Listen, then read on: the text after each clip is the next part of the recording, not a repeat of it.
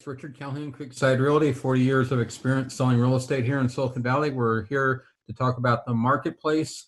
Here is the first slide. We're looking at macro data. Macro data is single family condo townhouses in both Santa Clara and San Mateo County.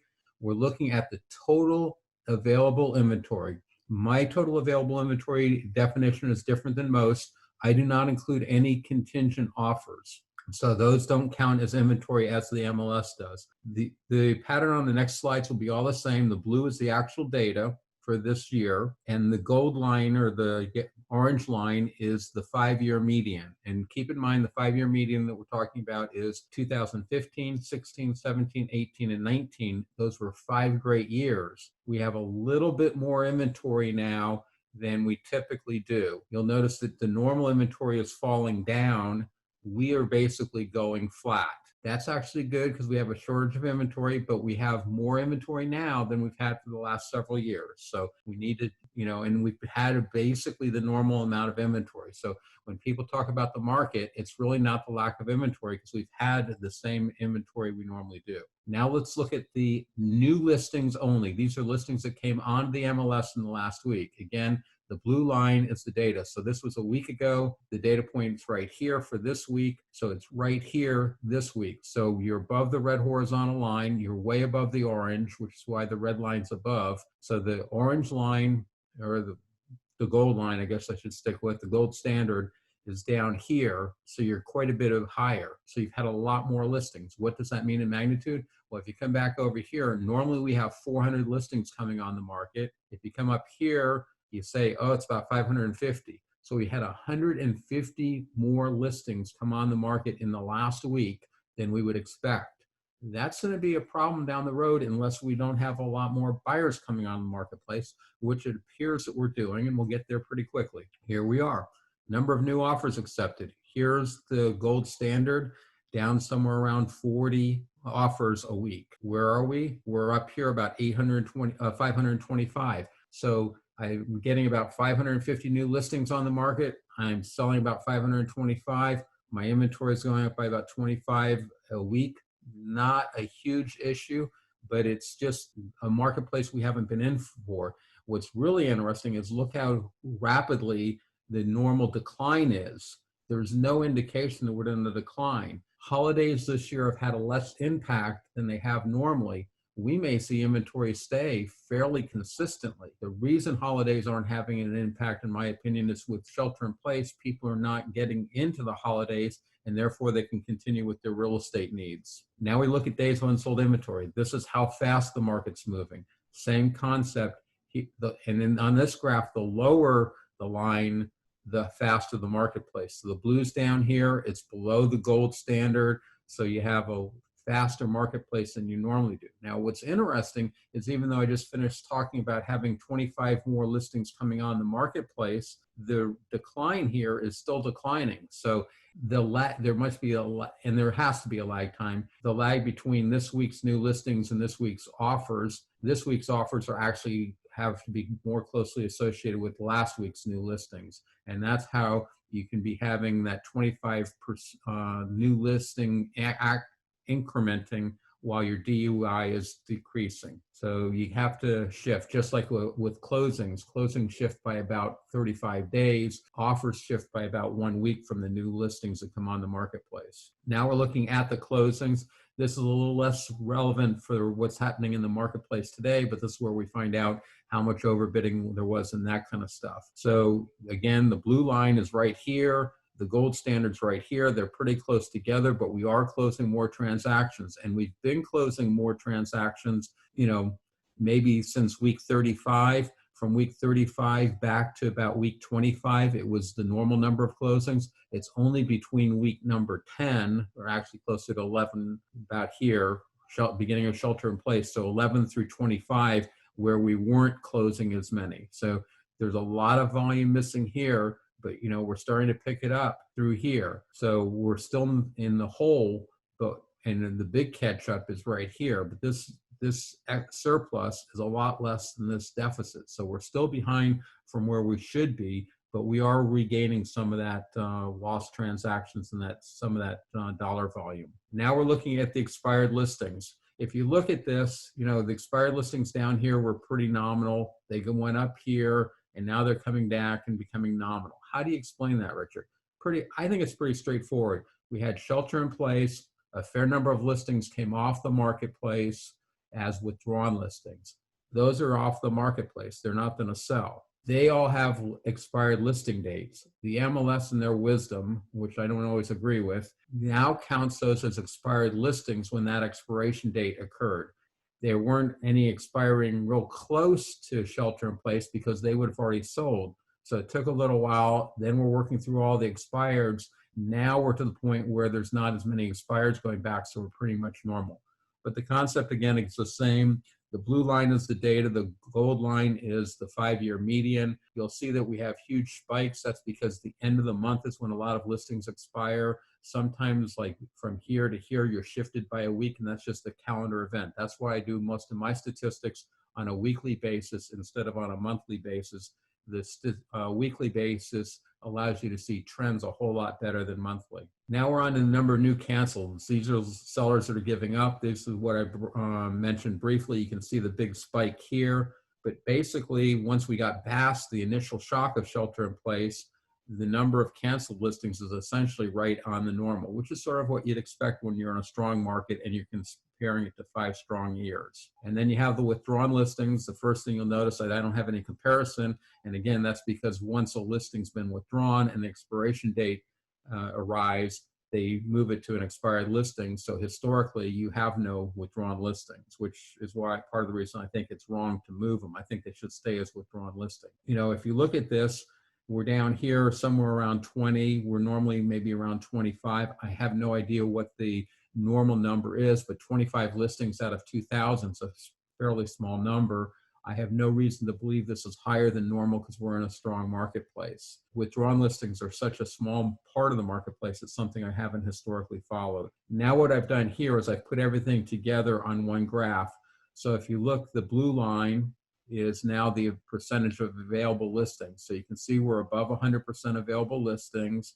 The number of new listings, the gold line, is way up here. The number of new offers, the gray line, is right here, and you can see it's going right up about a week after the orange or gold line has gone up, and you can see the gold line has come down. So maybe next week the gray line will also come down. Closings is the yellow line right through here, and you can see it's going down. That's lagging by 5 weeks. So it's going to turn around most likely and start going back up. Now we're going to look at what's happening in the marketplace. This is overbidding, so that requires sale price. 2 different graphs on here. The first one is frequency of overbidding. So right now, somewhere around 63% of all sellers in both counties, all 3 types of properties, are getting more than their asking price. That's a pretty phenomenal marketplace. They're not getting a whole lot more than their asking price, but they're getting about 103%. And a seller asking $1 million gets $1,030,000. That's not so bad. Now what we're doing is comparing 1 week to another week. So these are all since shelter in place. In fact, now we only go back to June 12th. And just the dotted lines are historical dotted lines out here.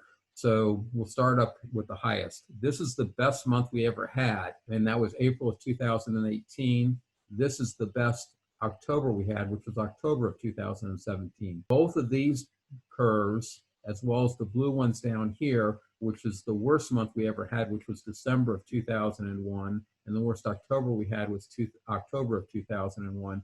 Those are Santa Clara County single family only, because when I did this, I did it quickly. That's the data I had. All this other data in here is macro. So these lines are probably higher than the macro data, and that's because single family homes tend to bid higher than condos and townhouses. And so we're not really comparing apples and apples, but they're an outer reach. This is just simplifying the graph, getting rid of it. Now it's the last 12 weeks. Here what you can see is the dotted lines are in the bottom, the dashed lines are sort of in the middle, and the solid lines are sort of towards the top end. So what's that basically doing? It's telling you the market's improved from the August timeframe to the September timeframe, and from the September timeframe to the October timeframe.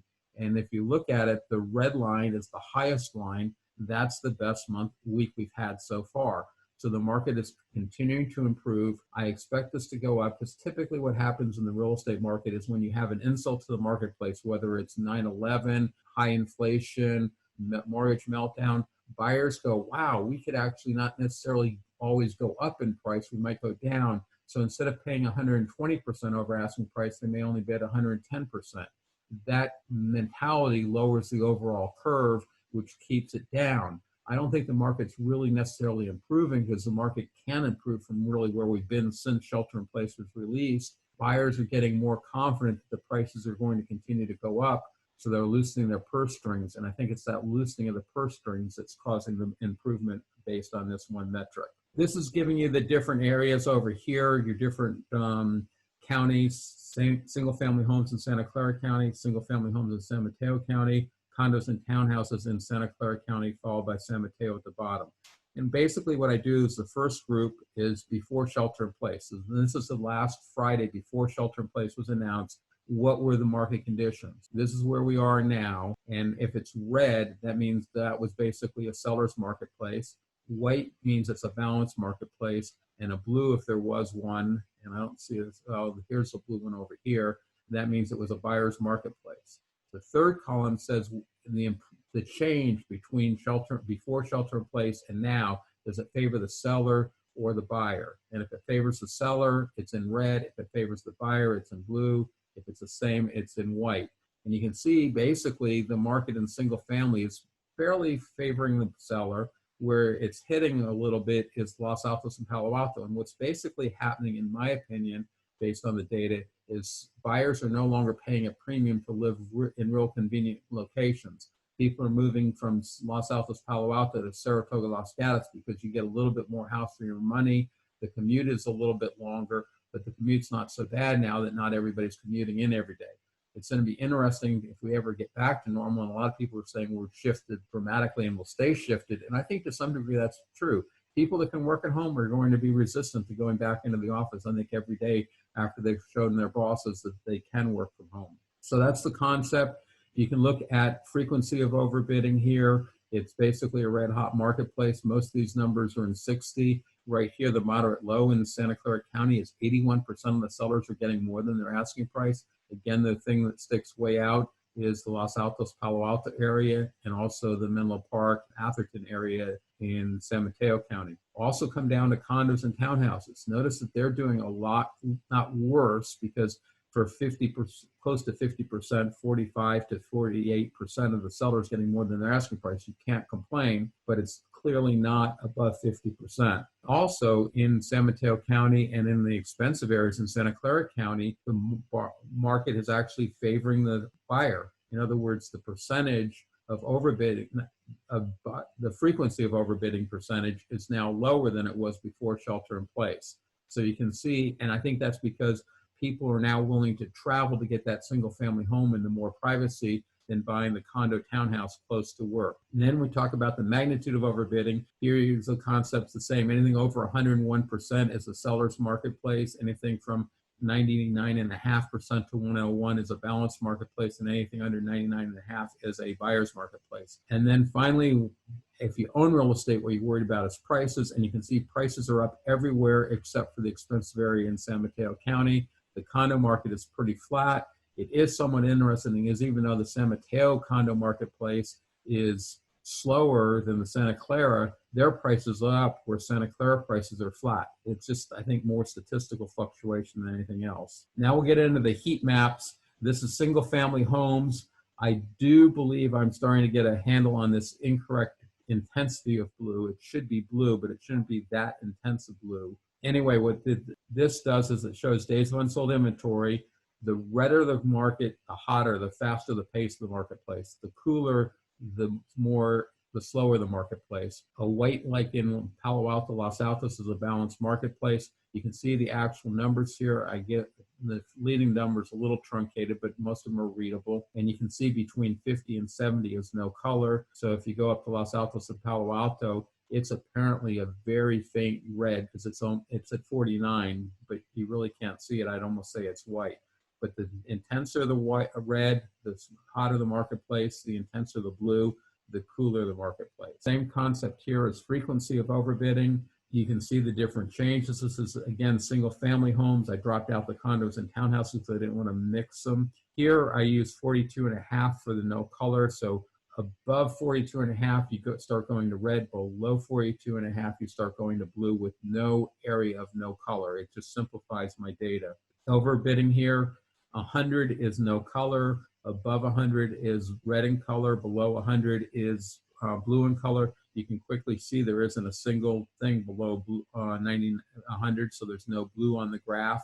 It's just different shades. One thing I will notice or point out is Morgan Hill Gilroy has a very low magnitude of overbidding, even though if you go back up here, their frequency of overbidding is pretty significant. I believe the reason you can explain that is normally a slow marketplace, and before this shelter in place, they really were never in a really super hot marketplace. Yes, people that live down there and work down there think they were in a hot marketplace, and they were a hot marketplace for that market, but compared to our standard, they were never in a hot marketplace. So the buyers and the sellers and the consumers just aren't used to overbidding. And so even though they're overbidding, they're not overbidding as much as we do up here in the North County. So it's sort of interesting seeing that. I expect that intensity will change over time. Now we're looking at price. So here what we do is Redwood City tends to almost always be the median price. The bluer the color, the lower compared to the median price. It doesn't mean prices are going down. It just means it's a more affordable area. The redder the color from Redwood City, the more expensive it is. So you can quickly see what areas are more affordable for you and less affordable for you. Morgan Hill Gilroy is one of the more affordable areas, along with central San Jose, downtown San Jose. One of the most expensive areas is Menlo Park, Atherton. So the coast in San Mateo County is fairly cheap, but it just gives you a quick oversight. Here what we're doing is looking at a change, and I'll just point it out real quick. Los Altos, Palo Alto lost 1.8% of their marketplace, and Saratoga, Los Gatos gained it. So that's basically roughly the same purchase price, and Saratoga, Los Gatos is less a desirable commute. And this is of the percentage of the entire marketplace. So the change is actually pretty significant. They went from 7.7% down to 6%. So, that's basically 20% of their marketplace, where Saratoga, Los Gatos went from 6% to 7.8%. They gained 25% of their market. On market share, it's essentially the same percentage. So that again indicates that there was that shift going on that I was alleging. And with that, I'm finished the quick recap. I will see if anyone's got questions at this point, and then we will shift and go into a little more details of the marketplace, and we'll do it at a lower pace and take questions as we go. Does anyone have a question at this point that they want me to recap? Not seeing anyone taking mics off. And so now if you have a question, feel free to ask it at the slide at the time. Just interrupt me. That's perfectly okay. Now what we're going to do is look at overbidding. This is the percent of the frequency of overbidding, the percentage of sellers who get more asking price. And we've gone back in time. We've gone back to September 26th, and we're just going to step forward and try to look at it like a slow-moving movie and see which areas are getting redder, which means more overbidding, and which areas are getting whiter, which means less overbidding. So here's the 3rd of October, here's the 10th of October, here's the 17th of October, and here's the current week. So it's the same data, just showing it as it moves from week to week. Now, this jumps forward to looking at days of unsold inventory. Days of unsold inventory to me is the single most important criteria, and that's because it's the supply-demand ratio. The supply-demand ratio dictates future prices in a free economy. There is no lag time for the escrow to close. So the only lag time I have is the lag time, because I use a 5-week moving average. Now on this particular data, so this is going back, and I have it labeled up here. So it takes time. You're lagging by about 2.5 weeks, because some of the data is only lagging by a half a week, some's lagging by 3. The average from 0 to 5 is 2.5. So you have a 2.5, 3-week lag in this data, but it shows you what's happening today, what pressure the buyers are feeling in the marketplace. And again, we're just going to go step forward. The actual data is here for each of the micro market areas, and then you can see the date up here, so you can come back and look at it. The 26th of September, October 3rd, the 10th, the 17th, and that's mislabeled. That is the 20. Yeah, that is the 24th. Can't change it in slide mode. So again, the one thing that I think is incorrect, and it's not that significant, is this blue color. It should be blue because you're at 71, but I think what I'm going for, unfortunately, is a math error where I cross over 70 and I go to deep blue instead of to light blue. So now that I'm starting to get the concept of what, because that's been bothering me for quite a while now, several weeks, I think I'm on the path of actually figuring out how to correct it. Now, this is graph is one you're seeing for the first time. This is single family in Santa Clara County only. So my historical data is single family home, Santa Clara County. So now I changed out of macro data and I said, what's happened just in the last week? Where does this last week, which is in the month of October, stack up compared to other Octobers? I was a little surprised. It's actually second place. And you can see there's jumps, and that's just because there's only 1 week of data instead of 4 weeks of data. But we're having the second best October that we've ever had based on the magnitude of overbidding. So even though we just went through this insult and buyers are hesitant to overbid, we're having the second best. And the reason it's all the way up there now is I got rid of the condos and townhouses, which tend to overbid lower. So here I'm actually comparing apples and apples. Now, I'm having a debate with myself that I haven't resolved yet. Do I want to do this from October 1st to present day? Because that way it stabilizes it. So the question is, do I do 1 week like I'm currently doing? And I think I'm going to stay with 1 week, because if you go back to October 1st, you muddy out, you average out any changes, and we want to really pick up on changes in this discussion. So this shows that we're currently having a very strong marketplace. And then here is just a little cleaner for the more recent years, but when we're at the top of the line there, we really don't even need this graph. And here is the actual data. This is single family homes in Santa Clara County. You can come back and pick up any data point you want. This is what the graphs that we've gone through show. This is San Mateo County single family homes. This is condos and townhouses in both counties. This now is single family home. This is the month of September, because we're not through October, and we're not through October until November the 6th, because my definition of September or any month is I start on the first of that month and I go for 5 weeks to get rid of that monthly fluctuation and be able to pick up trends. So what you can do is you can come here and see where September stood compared to normal. It'd be nice, and maybe what I really should be doing is putting up October data and putting in month-to-date October data here, and maybe I'll do that. Now we're going to go through 11 different metrics. Each metric has 5 different slides. We're only going to talk about one of those slides, and we're going to talk about the slide with the most information where you can see the data. And what I'm talking about here, you really can't see the data. Yeah, you can pick up the red line coming through here, but that's Santa Clara County. But it's really hard to come out here and see what's going on. But the important thing is that this is days of unsold inventory for each of the micro market areas. But are these lines going down or going up? And a lower DUI is a stronger marketplace. And clearly there's this gray line here that's going up, but overall the market's going down. But because that's so hard to read, we're going to talk about it here. This is the county data. This is Santa Clara County in red. This is San Mateo County in gray. And this is condo townhouse in yellow. What the most interesting thing to me is, prior to shelter in place, back here on the 16th of March, this condo townhouse market was doing the best. It had the fastest, the lowest DUI. It went up the most during shelter in place, and it's now the highest afterwards. So it's had a fairly significant change. The single families in both counties have really stayed their position the same. But what is interesting long-term is almost always San Mateo County is faster than Santa Clara County. But you can see that wasn't the case before shelter in place, and it's not the case after shelter in place. So right now, Santa Clara County is a little faster paced than San Mateo County. Now we're going on to median days on the market. We'll discuss it here where you can see it. Not a whole lot of data. Remember, from shelter in place, the MLS froze days on market. They weren't counting days on market. So from there, you can see it ratcheted down. And when everything was at zero, that means half or more of the homes that were being sold were listed and sold, all while shelter in place, all while the MLS froze days on market.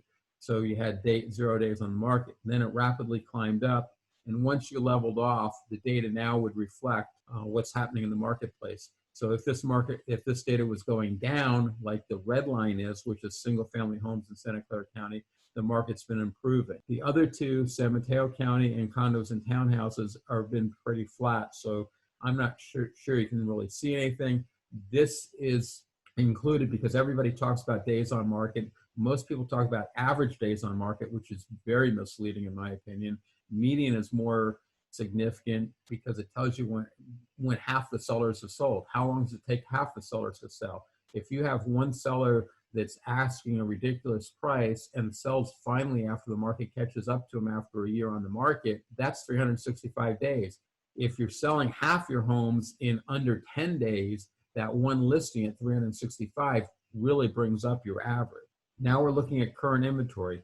Now we can discuss this with all the micro market areas. And the reason for that is— Hi, Richard. Yes. What's your question? Yeah, okay, this one is if you look at the condo, it looks like the previous, at the beginning of the year, the condo had like 40 days. And now there's only have 15 days. So I think the condos market is not that bad because yeah, can you explain it? Because it's sold in a faster speed. If you notice, all the homes are coming down at the beginning of the year. And that's because at the end of the year, sellers tend not to put their house on the marketplace. Because sellers don't put their house on the marketplace at the end of the year, you're not having any listings with low days on the market. So anything that sells has a high number of days on the market. So at the end of the year, and you don't have the graphs from November here, this number all goes up. The fact that it comes crashing down doesn't really surprise me. And that's one reason I take so many metrics. The median days on market of what's selling is sort of a meaningless number around the holidays because there's such a shift. So this is artificially high. It improved. You can see that before shelter in place, it stabilized somewhere down here around 9 days. So I would compare the 9 days to the 14 days and say the market's slower versus saying it went from 40 to 15 and therefore the market's doing better. Oh, okay. Okay, I see that. That, what's hard to believe is how many things impact the data, which is why people that look at data can say anything they want to say. It's how you analyze the data. And so it's important to realize that I started this data for my own benefit back in '97 for when I was investing in foreclosure properties. And every decision I make to try to better understand the marketplace, not to facilitate buyers or sellers in either direction. It's out there now that I do this on the YouTube for everybody to see. So, if I said something negative for a buyer, it's positive for a seller, I'm negatively impacting half of my business. So I do this to try to reflect what the market's doing. And I've learned a lot doing this weekly stuff too. So there's a lot of complexity to it. Yeah, I see. Thanks. You're more than welcome. This shows the current available inventory. What's noteworthy, and you don't see it on this slide, but normally on about July the 19th, it's when we have the peak inventory and it normally drops down. And you can see it's dropped down a little bit, but it's fairly flat, especially in San Mateo County in the condo marketplace. And that's why we're having more listings coming on the marketplace, or we're having more listings coming on the marketplace, which is what's keeping the inventory high. But again, you can see Santa Clara County is the biggest county, so the fact that it's got the most inventory isn't surprising. Again, if you come back here, the San Mateo and condos were basically the same magnitude before shelter in place. And now condos are larger than San Mateo County, which is again saying that condos are going slower than the single family marketplace. Now we look at offers over the past 5 weeks. Again, you can see the real impact from shelter in place, but we're not dropping down. And in fact, if you look at this, now that we're having the extra listings coming on the market, we're actually selling more homes than we ever have this year. And normally the peak marketplace is the Friday before Memorial Day. So, normally you're talking about the month of May being the peak of the marketplace. Month of May, we were just coming out of shelter in place, because remember, from May 2nd or 3rd, or basically May 1st, we were able to show occupied properties. So you had to ramp back up again. But to be selling the most homes that we ever have in late October is something that's never happened before. So there's a lot of nuances that are just different. Number of closed of escrows, you can see, again, the same concept with condos. Condos were outperforming San Mateo County single-family homes here, and now it's flipped. Here's the frequency of overbidding. This is how frequently sellers are getting more than their asking price. There's nothing really significant here other than, before shelter in place, somewhere around 45% of the single-family homes were getting more than their asking price. Now you're up here closer to a little over 60%. San Mateo County is at 60%, and Santa Clara County is probably about 64, 65%. This is the magnitude of overbidding. How much are people overbidding? And you can see that it's just, as we get further and further away from the shelter-in-place insult, the buyers are paying more and more over asking price. And if you go back up to frequency, the same thing with frequency. They're just getting more confidence. So more and more buyers are overbidding, which increases the frequency. And because the frequency increases and they're feeling more confident, they're overbidding by more. So this is the magnitude is going up as well. Now we're looking at sold price. If you look at prices are basically fairly flat. In San Mateo County, single-family homes have gone up a little bit. They're not back up to their peak, but this was I think probably an abnormal high right here. But even here, they were 1.1 million for the 10 percentile, the cheapest 10 percentile, and now it's probably at $1.05 million. Santa Clara County is probably a little bit more stable in price. And the 10 percentile is the cheapest 10% in each of the category. And then the condo townhouse market. So a lot of people were concerned, including myself, that we were going to lose the real estate market with shelter in place. Clearly, we're not losing value at all. Now we're moving on to median price, which is what most people follow. And the advantage of following the 10 percentile that we just reviewed and the 90 that we'll get to next is 80% of the homes are sandwiched between those two prices. And so again, Santa Clara County, the prices are really fairly stable. San Mateo, they bounce around a little bit more, but you have to say overall, they're pretty stable. They were up, they were down, they were back up. They're maybe coasting down a little bit, but if you look at Santa Clara County, it's, if anything, coasting up. Condo townhouses tend to be more stable. They were just under $800,000. Now they're just over $800,000. So even though they're a slow marketplace and I'm sort of beating them up, they're actually going up in value slowly. This is the 90 percentile. This bounces around more, especially in San Mateo County, because you have fewer homes and you're also talking about higher prices. If you look at this, we're talking about $3 to $4 million.